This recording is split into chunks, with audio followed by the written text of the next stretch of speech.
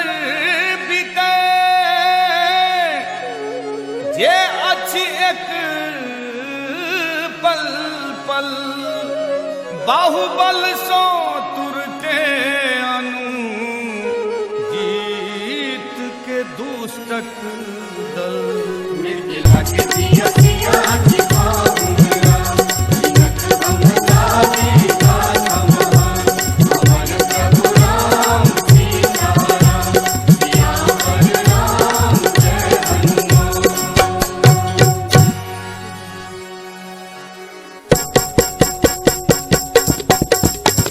सिया के दुख सुनि रघुबर बदलन नयन कठोरे अश्रु मरलन देह बचन मन सो हमरा जे धरे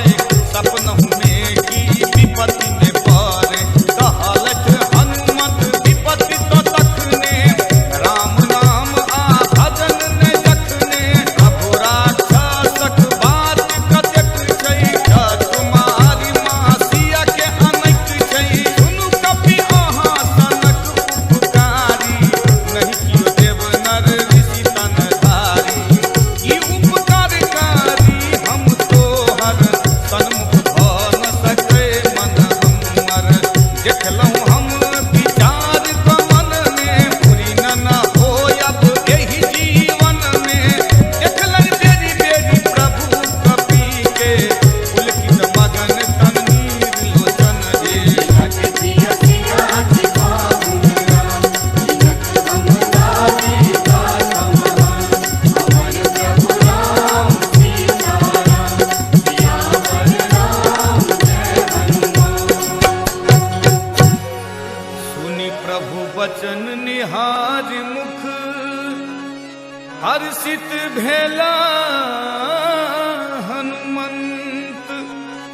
चरण में खसला प्रेम कुलवा कहैत त्राहि त्राहि भगवान। मिथिला के दिया दिया दिखाऊंगा जिनक हम जाति का समान हमारे प्रभु राम सीताराम सियावर राम जय हनुमान।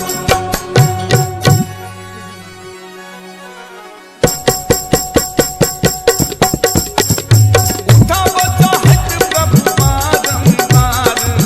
सब न भावै कपि प्रेम अपार रामक हाथ जन कपि के मथ पर सुमिर के मुस कटि गिरिया शंकर सावधान शिव जी मन के लति सुंदर कथा तखन कह लगलत कपि के उठा प्रभु हृदय लगेलत हाथ पकड़ि फेर लोक में बैसेलत रावण पालित लंका दोहन पुना दुर्ग दहन केलहुँ कहन प्रभु प्रसन्न बुझि के हनुमान बजलक बाण त्यागी अभिमान पुरसारथ बानर के एतबहि जारी एक सौ दोसर पकड़हि समुद्र लांघि जे नगर चरेलहुँ राक्षस मारि असवति का उजारलहुँ एहि में किछु नहीं हमर खेला ई सब तऽ प्रभु अहीं के लीला। मिथिला के दिया दिया दिखाऊंगा जिनक हम जाति का समान हमारे प्रभु राम सीताराम सियावर राम जय हनुमान। हुनका लेल किछु अगम नहीं जाहि पर अहाँ अनुकूल रुइया जरा सकै बर बनल ई स्थिति कतबो प्रतिकूल। मिथिला के दिया दिया दिखाऊंगा जिनक हम जाति का समान हमारे प्रभु राम सीताराम सियावर राम जय हनुमान।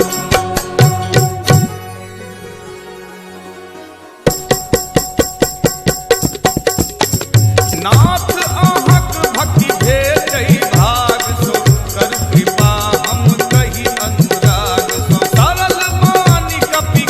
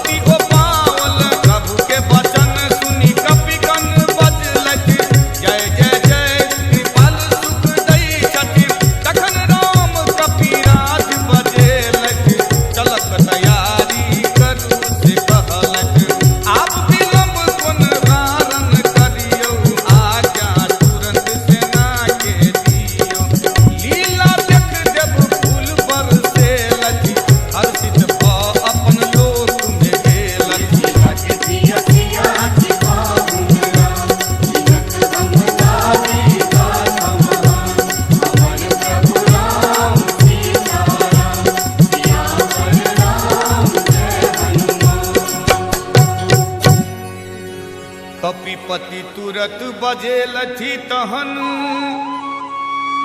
कपिएलथि सेनापतिक संग अतुलित बल के खान छथि बानर भालू नाना रंग बिरंग मिथिला के सिया सिया की बाहुरा जिनत हम गावे गाथा महान अमर प्रभु राम सीता राम सियावर राम जय हनुमान।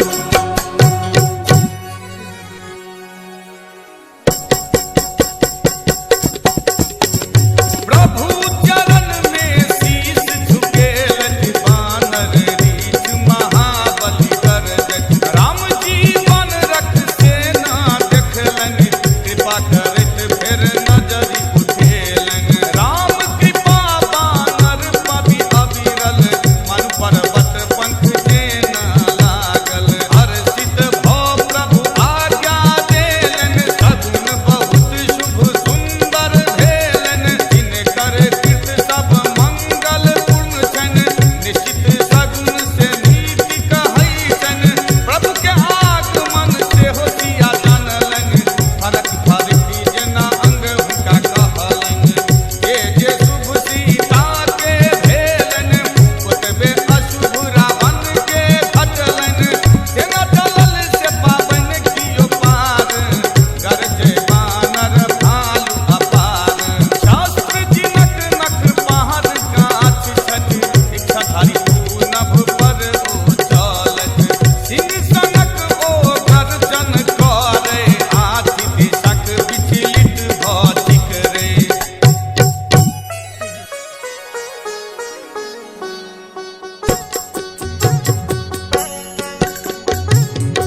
एक छै हाथी पुहिले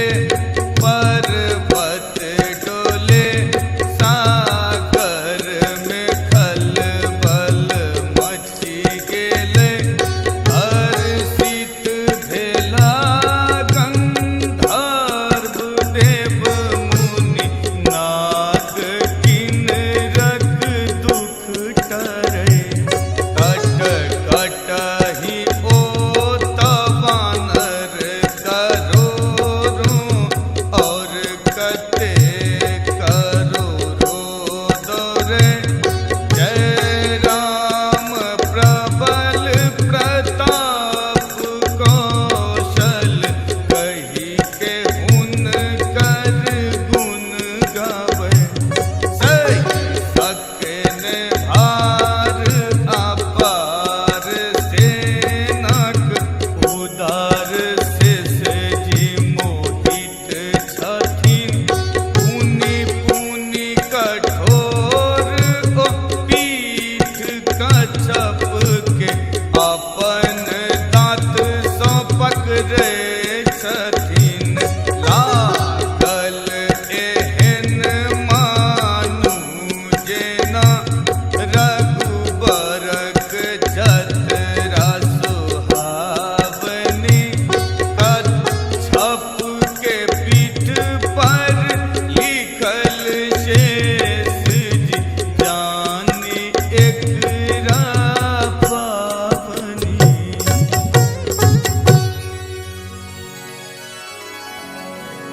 एहि विधि गेला कृपा निधि एला सागर तीर जहाँ तहाँ खाय लागल फल अनेको बानर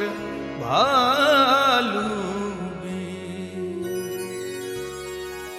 मिथिला के सिया सिया की बाहुरा जिनत हम गावे गाथा महान अमर प्रभु राम सीता राम सियावर राम जय हनुमान।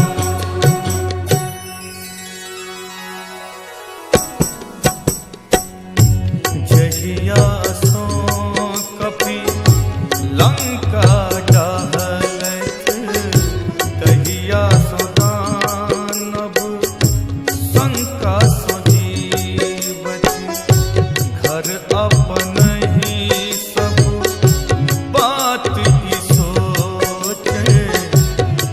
निश्चर कुल अब किन्नु ने बचते रामदूत बल बखान के करतै एथिन स्वयं तो दशा की हेतै दूत सलोकक वाणी सुनलत मंदोदरी बर व्याकुल भेलक हाथ जोरी पति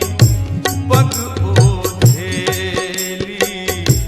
नीति सनल वाणी फेर बजली प्रभु सो प्रिय विरोध अहाँ तोरू हित जानी एकरा हृदय में धरू सुमरत जिनक दूतक करनी के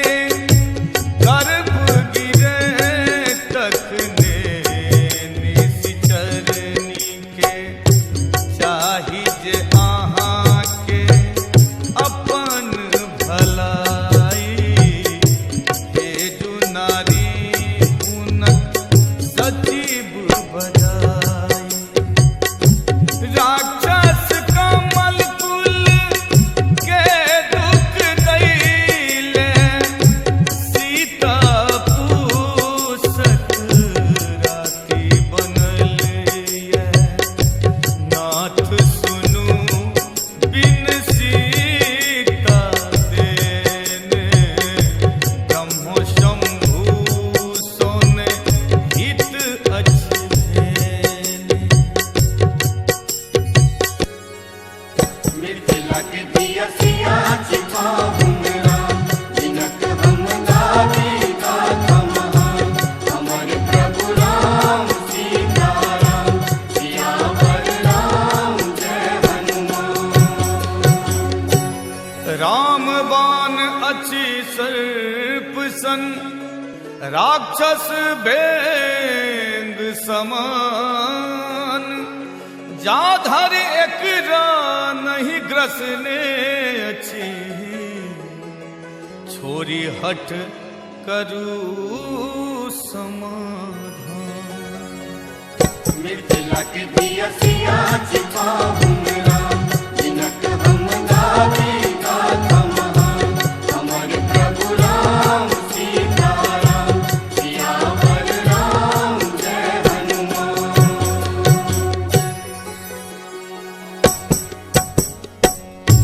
सुन के मूर्ख उनक ईवानी असल जगत प्रसिद्ध अभिमानी डरपोक नारी स्वभाव से सत्य मंगलों में डरे मन के कांचे जो बानर के सेनाए तई राक्षस ओकरा भागे जीते त्रास सजा कर लोग पालो डोरई हौसे वाला बात तक स्त्री न करे न कही हुनका हृदय लगल कन चलल सभा बर सिनेह देखेल कन मंदोदरी करती मन में चिंता पति पर उल्टा भेला विधाता बैसते सभा में खबर ई आयल सागर किनार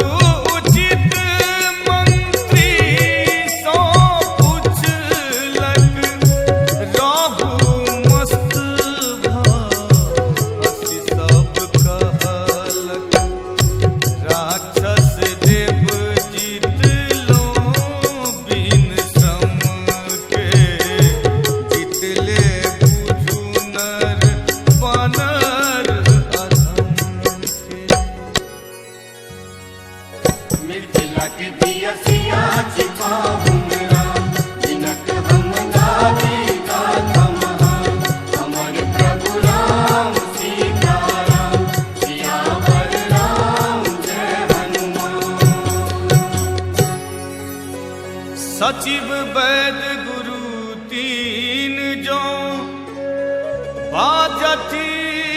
नहीं अस्पष्ट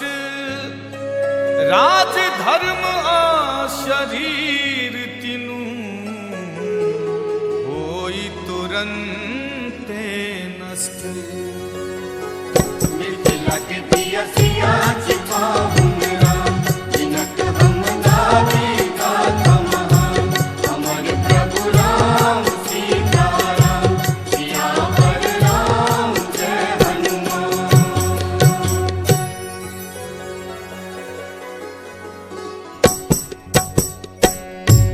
एहने की स्थिति एले रावण के मंत्री स्तुति करई सुना के अवसर जानी विभीषण अयला भ्राता चरण में माथा टेकला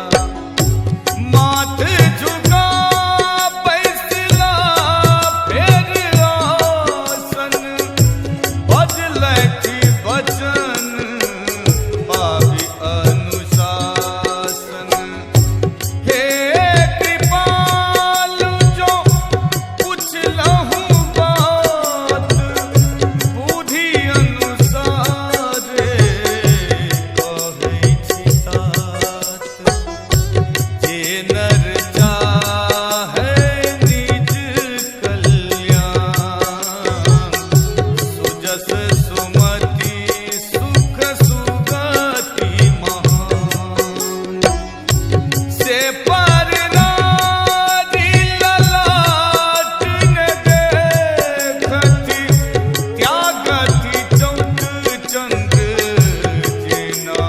होवति चौदहो भुवनक स्वामी जे कहबथि जीव बैर कके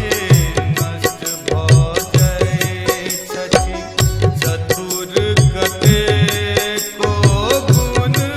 सागर हो नीक ने कहे जो लोभ भरल हो। मिथिला के दिया सिया छिपाहुन राम जिनक हम गावे गाथा महान हमर प्रभु राम सीताराम सियावर राम जय हनुमान। काम क्रोध मद लोभ सब प्रभु ई नरक के पंथ छोड़ के एकरा राम भजू भजथि निरंतर जिनका संग मिथिला के दिया सिया छिपाहुन राम जिनक हम गावे गाथा महान हमर प्रभु राम सीताराम सियावर राम जय हनुमान।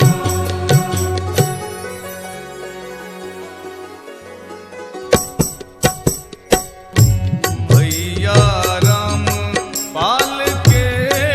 नहीं नर के स्वामी थिकाह काल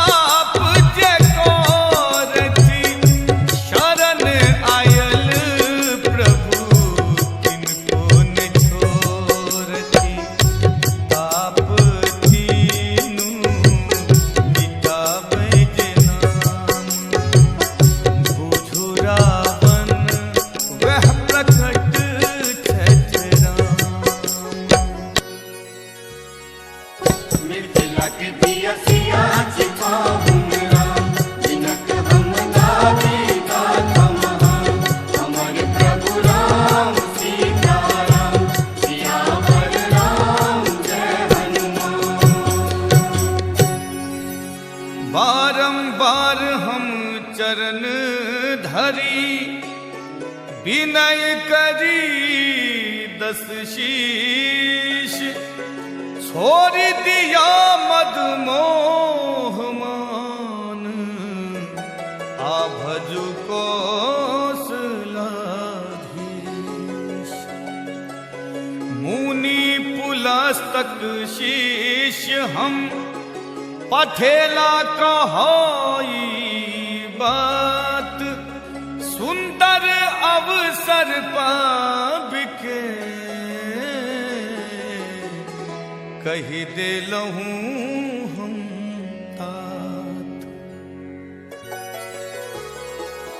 मिथिला के दिया सिया छिपाऊं राम जिनक हम लागे गाथा महान हमारे प्रभु राम सीताराम सियावर राम जय हनुमान।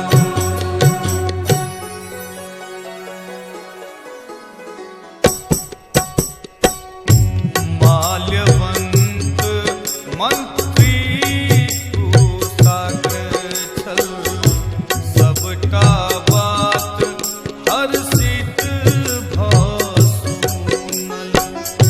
कहलथि छथि ई नीति विभूषण हृदय धरू जे कहती विभीषण। मूर्ख दुनू शत्रु महिमा गावे अछि कियो एकरा दूर भगावे। माल्यवंत तो हर चलि गेलथि फेर विभीषण कल जोरि बजलथि। सुमति कुमति सबके मन रहे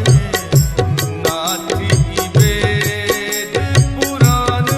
सब कहे। जतय सुमति ततय संपत्ति रहैये जतय कुमति ततय विपत्ति अबैये। बुद्धि अहाँके भेल विपरीत हित बुझि अहित शत्रु बुझि नीत। राक्षस कुल के जकारी रैत ओहि सीता दिस जाइछि पराइत। मिथिला के दिया सिया छिपाऊं राम जिनक हम लागे गाथा महान हमारे प्रभु राम सीताराम सियावर राम जय हनुमान। पैर पकड़ी विनती करी स्नेह करू स्वीकार। सीता दो दियौन राम के अहित न हैत सरकार। मिथिला के दिया सिया छिपाऊं राम जिनक हम लागे गाथा महान हमारे प्रभु राम सीताराम सियावर राम जय हनुमान।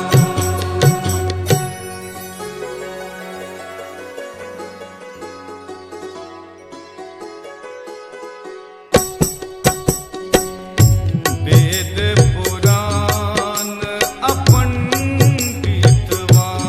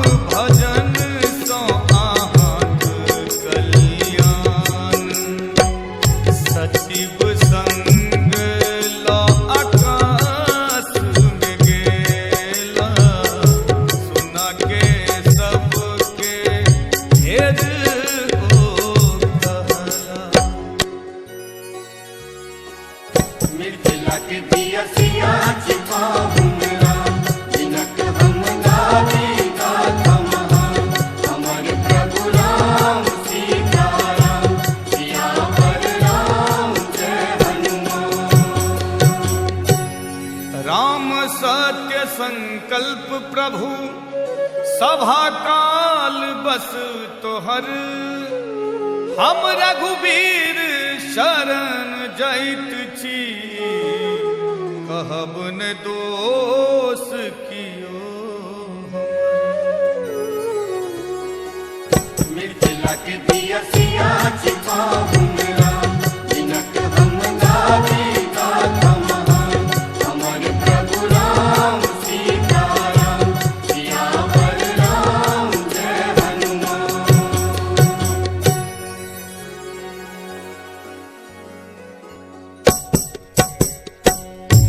ई कही चलल विभीषण जखने आयुहीन भेल सब तखने साधु अपमान हो जखने भवानी जग कल्याण अखिल के हानि। रावण जखन विभीषण त्यागल तखने श्रीहीन भेल अभागल हर्षित भऽ रघुबर लग चलला मन में बहुत मनोरथ भरला। देखब आई हम प्रभु के चरण के कोमल अरुण दैत सुख सेवक के सुजिनका तरली ऋषि नारी दंडक बन भेल पावनकारी से पद सिया हृदय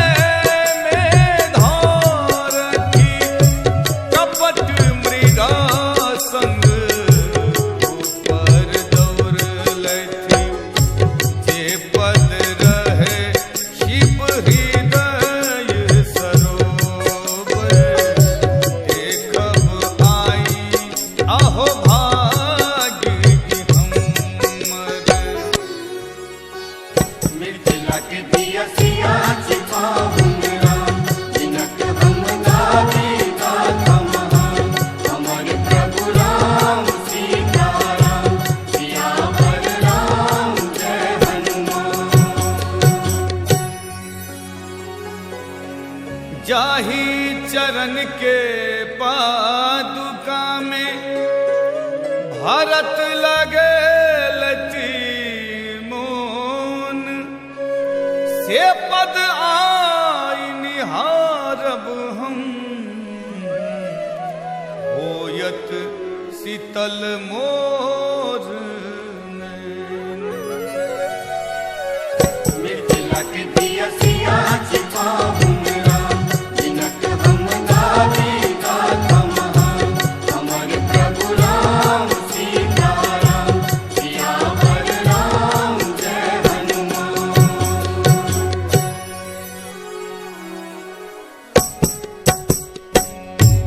एहि विधि के लथि सप्रेम विचार एला शीघ्र समूह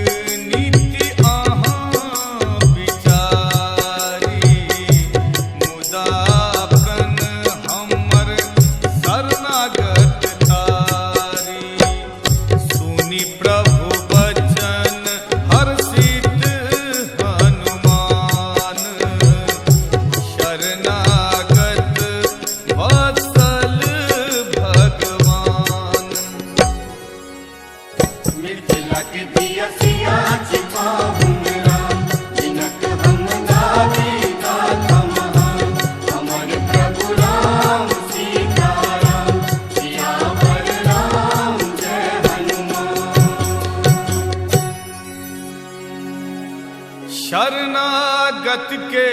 जे तजे कौ के अहित अनुमान ओ छत क्षूत्र पाप भरल देखी तो हुनका हुए हानि समान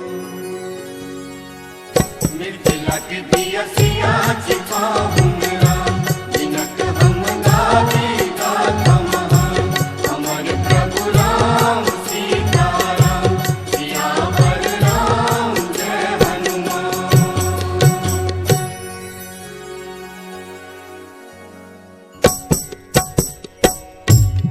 ब्रह्मांडक बध लागल करोड़ों शरण एला पर हम त्यागी न थकरो जहिना जीव हमर सम्मुख अबै छै पाप करोड़ों जन्मक मिटै छै पापी के स्वभाव ई होई छै हमर भजन नहीं नीक लगै छै जो ओ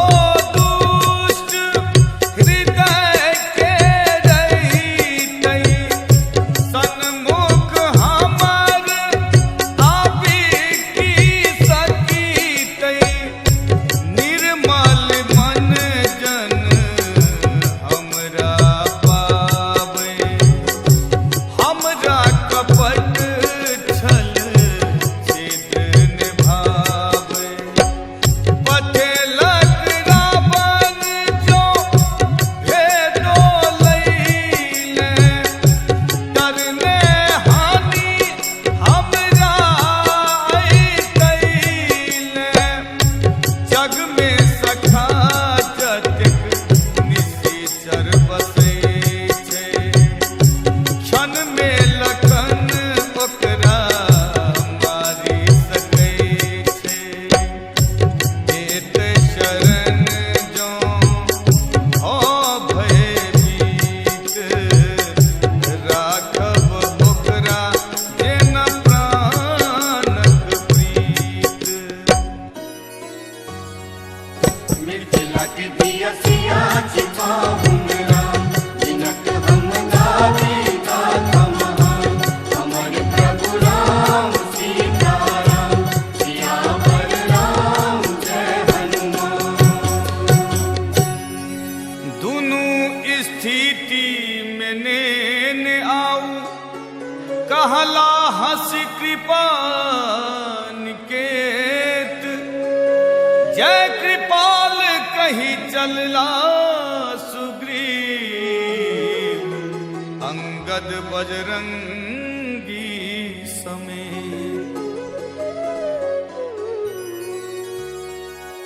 मिथिला के दिया सिया छिपाऊंगा